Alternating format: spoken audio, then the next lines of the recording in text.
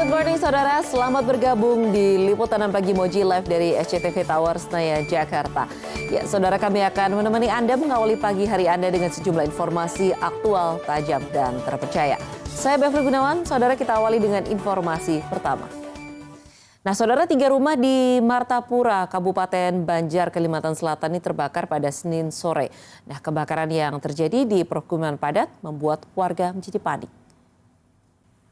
Direktorat Tindak Pidana Narkoba Bareskrim Polri ini mengungkap peredaran narkoba jenis sabu-sabu seberat 192 kg asal Malaysia di kawasan Biren, Aceh.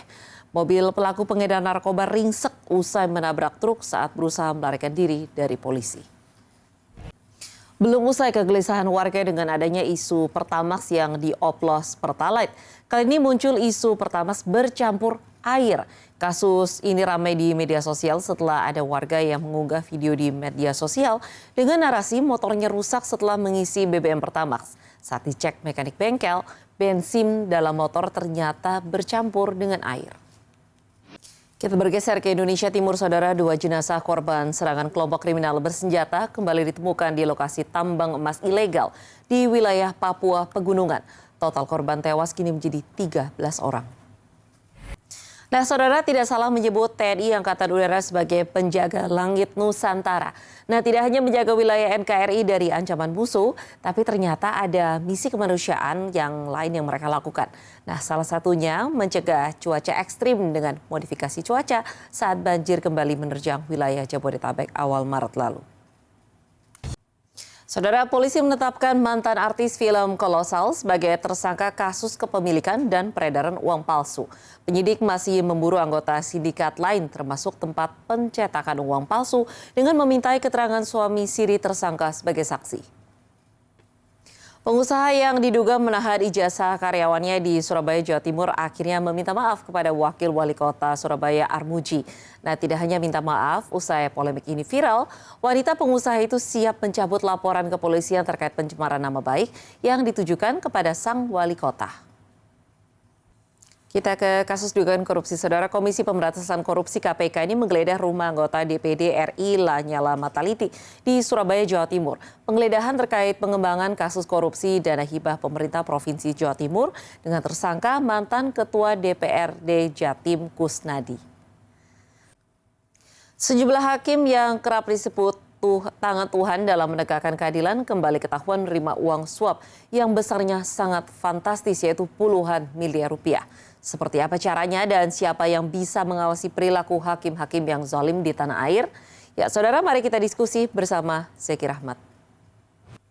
Gubernur Jawa Barat Deddy Mulyadi kembali membuat gebrakan. Nah, dalam unggahan di media sosialnya, Deddy Mulyadi ini melarang segala bentuk pungutan yang dilakukan di jalan raya seperti meminta sumbangan untuk pembangunan masjid dan musola.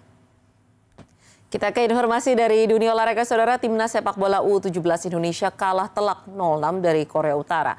Kekalahan ini membuat Garuda Muda ini gagal melaju ke semifinal Piala Asia U17 2025.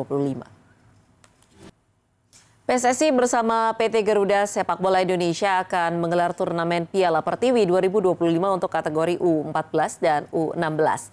Nah, turnamen ini bertujuan menjadi ajang pembinaan berkelanjutan bagi talenta muda sepak bola putri di Indonesia.